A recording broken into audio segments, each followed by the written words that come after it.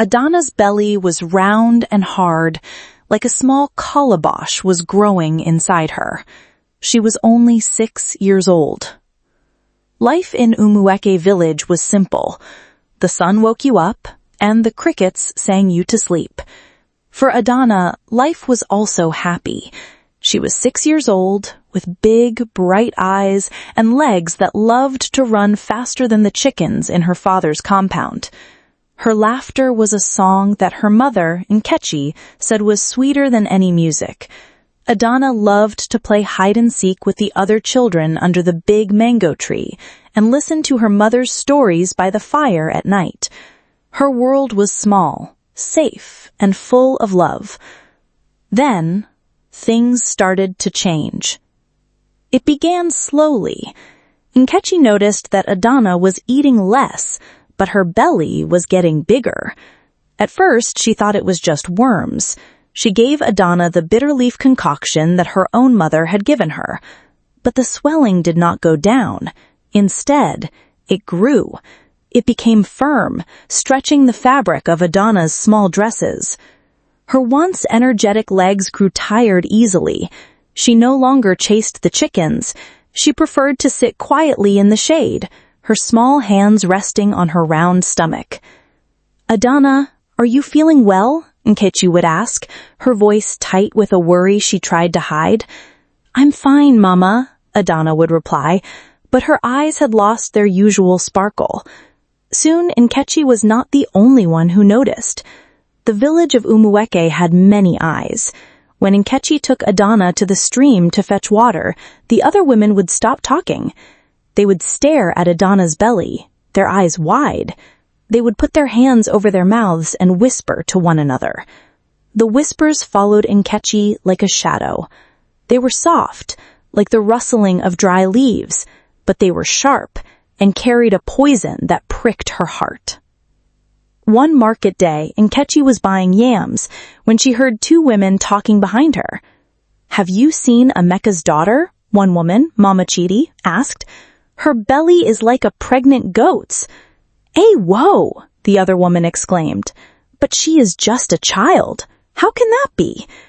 "These are strange times," Mama Chidi said, her voice low and serious.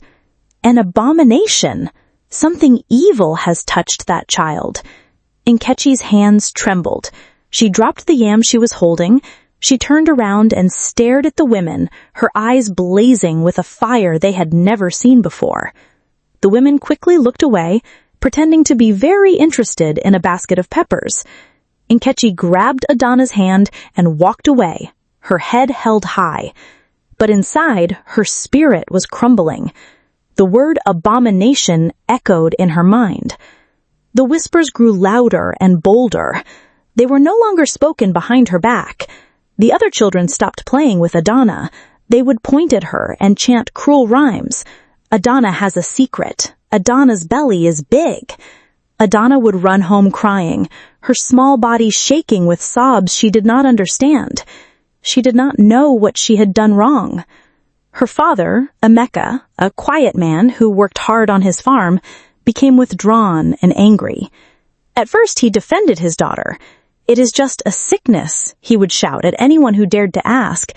But the shame was a heavy cloak. He saw the way the other men looked at him in the palm wine bar. He saw their pity and their suspicion. The shame began to eat at him, turning his love for his daughter into a confusing mix of fear and anger. One evening, he came home drunk. He stumbled into the hut where Nkechi was rubbing Adanna's back. Adanna was moaning softly in pain. "What is this?" he roared, pointing a shaking finger at his daughter's swollen stomach. "What is this shame you have brought upon my house?" "Emeka, stop it! You're scaring her," Nkechi pleaded, shielding Adanna with her body. "Everyone is laughing at me," he shouted. "They say my 6-year-old daughter is pregnant. They say she is carrying an evil spirit. What have you done, woman? Did you not watch her?" The accusation hung in the air, thick and suffocating, that a mother would not protect her child, that this was somehow her fault. Tears streamed down Nkechi's face. She looked at her husband, a man she had loved since they were young, and saw a stranger whose eyes were filled with the village's poison. The final blow came a week later. Mazio Koro, the oldest and most respected elder in the village, called a meeting. He did not invite Emeka or Nkechi, but the news traveled fast. They were discussing Adanna. They were deciding what to do about the abomination in their village.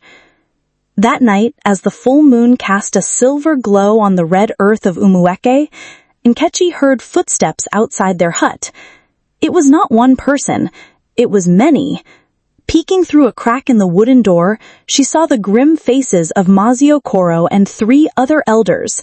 They were carrying lanterns and sticking walks. They looked like judges coming to deliver a sentence. They stopped right in front of their door. Nkechi's heart hammered against her ribs. She backed away from the door, pulling a sleeping Adanna closer to her. The soft knock on the door sounded like a thunderclap in the silent night. They had come for her daughter. Emeka opened the door. His hands, usually strong from holding a machete, were trembling. The yellow light from the lantern inside the hut spilled out, falling on the 4 grim faces of the elders. Mazio Koro stood in front, his face a mask of deep wrinkles and disappointment.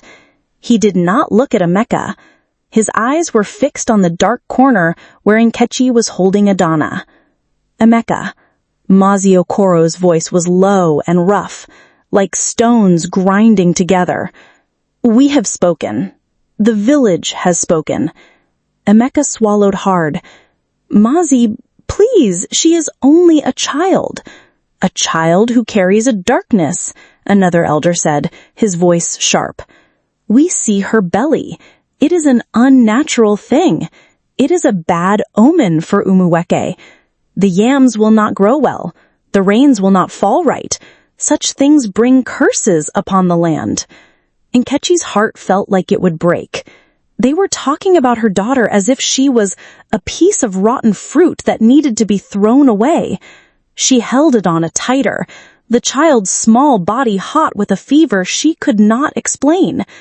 What do you want us to do? Emeka asked, his voice barely a whisper.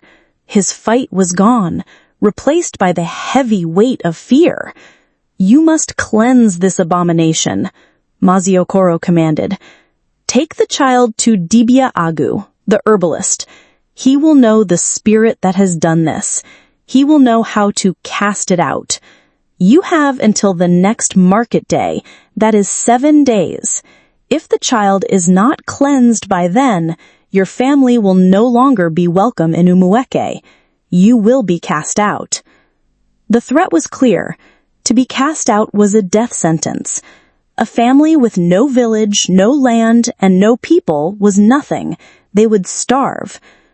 Without another word, the elders turned and walked away, their lanterns disappearing into the night, leaving the family in a darkness that was deeper than before. Emeka shut the door and turned to Nkechi, his eyes wild. Did you hear them? We're going to lose everything because of this thing in her belly. Do not call our daughter a thing, Nkechi cried, her own fear turning into a fierce, protective anger. She is sick, Emeka. Can you not see? She is burning with fever. Her body is in pain. It is a spirit's sickness, he insisted, his voice cracking. Mazio Koro said it. Dibia Agu will chase the spirit away. We will go to him at first light. Nkechi wanted to argue. Deep in her soul, she felt that this was not a problem of spirits. It was a problem of the body. But what could she say? She was just a woman. Emeka was her husband, and the elders had spoken. They had no other choice. The next morning, they took Adanna to the hut of Dibia Agu. It stood alone at the edge of the forest, away from the other villagers. The air around it was heavy and smelled of smoke, dry leaves, and something else, something old and secret. Inside, it was dark. Strange masks with hollow eyes stared down from the walls, and bundles of herbs and animal bones hung from the thatched roof. Dibia Agu was a small man, with eyes that seemed to see right through you. He looked at Adanna, who was hiding behind Nkechi's legs. He did not smile. He simply pointed a long, bony finger at her belly. "Bring the child," he rasped. Nkechi led a crying Adanna to the center of the hut. The herbalist walked around her, chanting in a language Nkechi did not understand. He threw some cowrie shells on a mat, stared at them, and shook his head. "It is as the village fears. An angry water spirit has made a home inside her. An ancestor of your family offended the spirit many years ago, and now it seeks payment." Emeka fell to his knees. "Please, Dibia, can you help us? We will give you anything." Dibia Agu looked at their desperate faces. He went to a dark corner and returned with a small, sealed gourd. It was black and felt cold to the touch. "This contains a powerful potion. It will burn the spirit from the inside. It will make the child very sick, but that is the spirit fighting back. Give her 1 spoonful in the morning and 1 at night, for 7 days. No more, no less." "Thank you, Dibia, thank you," Emeka sobbed with relief. "The price," Dibia Agu said, his eyes narrowing, "is your finest she-goat, the one that is pregnant." Emeka's heart sank. That goat was their most valuable possession. Its kids would have brought them money, but what was a goat compared to their home, their name, their place in the village? "You will have it," Emeka promised. For the next 7 days, their hut became a place of torture.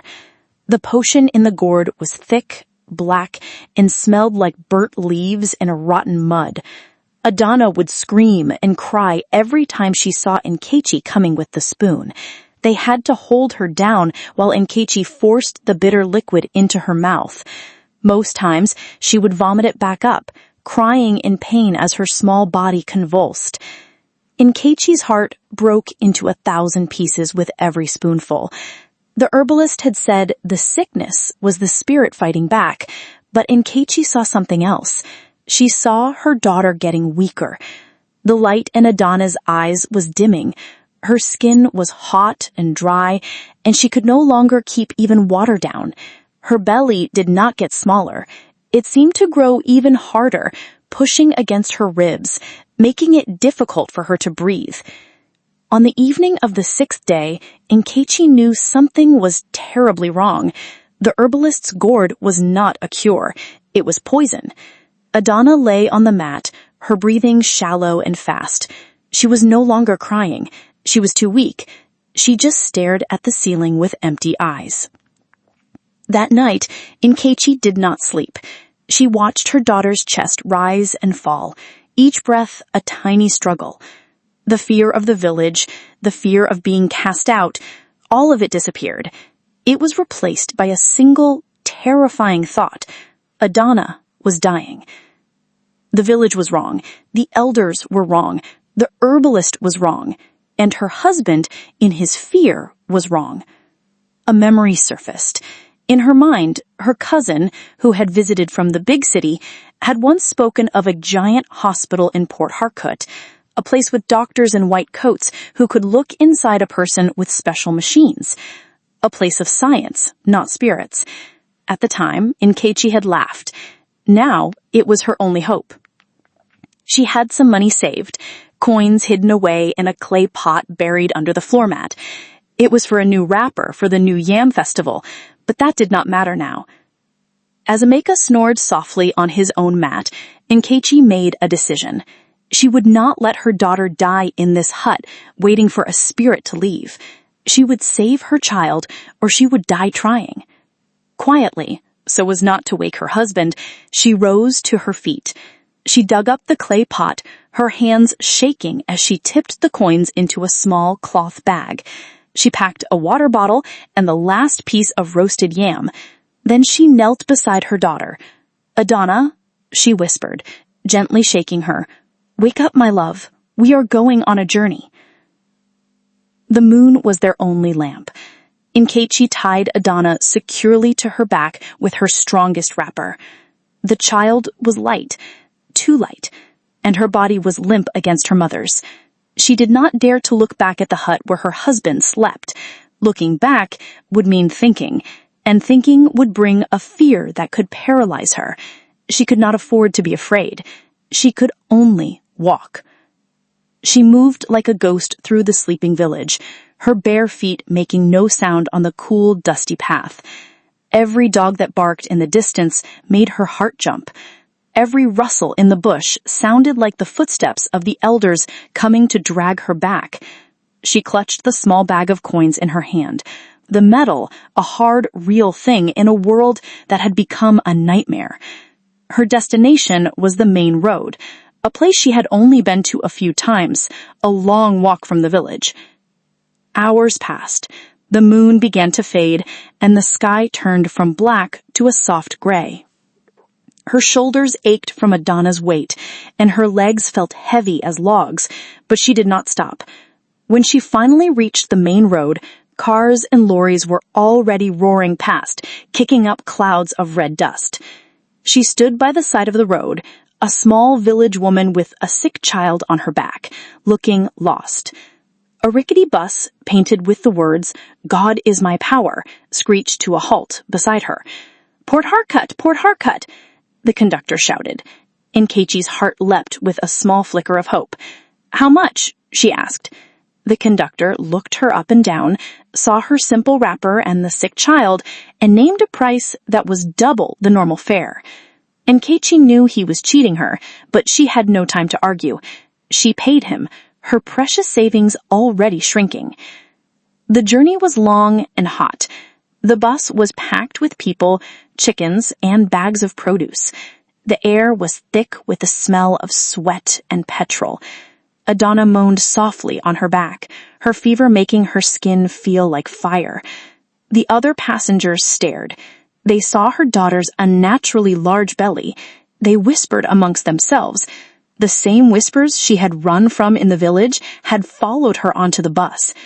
Nkechi closed her eyes and pretended not to hear, focusing only on the rumble of the engine carrying them towards a sliver of hope. Port Harcourt was not a city. It was a monster of noise, speed, and confusion. Nkechi had never seen so many cars or so many tall buildings. For a moment, standing at the chaotic bus station, she felt a crushing despair. How could she find help in a place so big and uncaring? "Please," she begged a woman selling oranges, "where is the big hospital, the one for government?" She pointed with her chin. "UPTH, you need to take a taxi. It is far." Another taxi, another chunk of her money gone. Finally, they arrived. The University of Port Harcourt Teaching Hospital was a giant white building that looked bigger than her entire village. Inside, everything was clean and smelled of antiseptic. People in uniforms rushed everywhere. It was terrifying.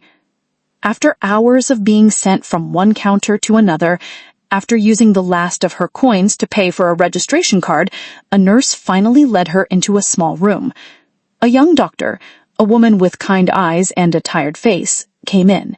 She listened quietly as Nkechi told her story, stumbling over words, trying to explain the swelling, the whispers, the herbalist's gourd. The doctor did not speak of spirits or curses. She gently examined Adanna, her professional hands feeling the hard belly. Her brow furrowed with concern. "We need to see what is inside," she said in a calm voice. "We will do a scan." Nkechi did not know what a scan was. She watched, her heart pounding, as they put a cold gel on Adanna's stomach and moved a small tool over her skin. On a screen nearby, a blurry black and white image appeared. Nkechi saw a large, dark shape that filled the entire screen, pushing aside everything else. The doctor led her back to the small room. She took a deep breath before she spoke. "Mama," she started, her voice soft, "your daughter is not pregnant. She is not possessed by a spirit." Nkechi looked up. a wave of relief washing over her. "She is sick. I knew it." "Yes, she is very sick," the doctor continued, and the relief in Nkechi's heart turned to ice. "Inside her belly is a growth. We call it a tumor. It has been growing for a very long time, maybe since she was a baby. It is not your fault. It is a terrible sickness, but it is one we can sometimes treat with an operation." "An operation?" Nkechi asked. "Can you do it? Can you save her?" This was the moment. The hope she had carried all the way from Umueke was a fragile bird in her hands. The doctor's kind eyes filled with a deep sadness. She looked down at her hands, then back at Nkechi. "Mama, you came too late." The words did not make sense. Late? But she had run. She had left everything. "The tumor is very big," the doctor explained gently, "but that is not the biggest problem. The potion the herbalist gave her, it was poison. It has damaged her liver and her kidneys. Her body is too weak now. It cannot survive the operation needed to remove the growth." Nkechi stared at the doctor. She heard the words, but her mind refused to understand them. Too late. The whispers, the 7 days waiting for a cure that was never a cure, the fear that kept them in the village when they should have been running. All that time, the real sickness was growing, and the fake cure was killing her child from the inside. A sound escaped Nkechi's throat, a low, wounded cry. The bird of hope in her hands was crushed. All the strength that had carried her from the village, through the night, across the city, left her in a single gut-wrenching moment. She fell to the floor, her body shaking with sobs that tore through the quiet hospital corridor. She had lost her daughter, she had lost her husband and her home. The whispers of Umueke village had finally faded, replaced by a silence so complete it was the only thing Nkechi could hear.